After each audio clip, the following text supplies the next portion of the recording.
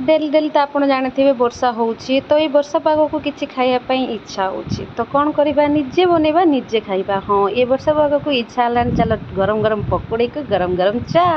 तो पकोड़ी पाई मुझे 3टा आलू नहीं संगे संगे कुछ कुछ कर काट देती तादर किसी प्याज ऐड कर भितर अदा रसुण छेची कि पकई तापर एठी आमर भुसुंगा पत्र पकई तापर एठी आमर लुण पड़ी तापर हल्दी पकईदेली तापर लंका गुंड पकईली जी आपन खाईपर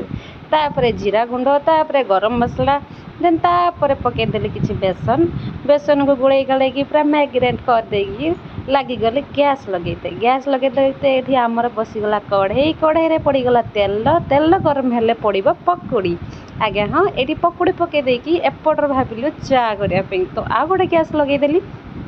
चा बनवाई तो चा पीबू आम 2टा लोक तो 2 कप पानी नहीं कि आम चा बनवाई प्रिपेयर लगी गलु आज क्षीर वाला देना क्षीर जेहेतु वर्षा हो किसी दिन हम लेट्रे क्षीर आणुंट से अमूल आज क्षीर बनवाई पड़ा देन ये पकोड़ी होगला सागे सागे प्लेट को काढ़देली ये देखूँ 2टा गैस लगी ये अमूल को गरम पानी गोल पकई तार किसी मु चा पत्ती ऐड कर ये अदा गोलमरीच पकई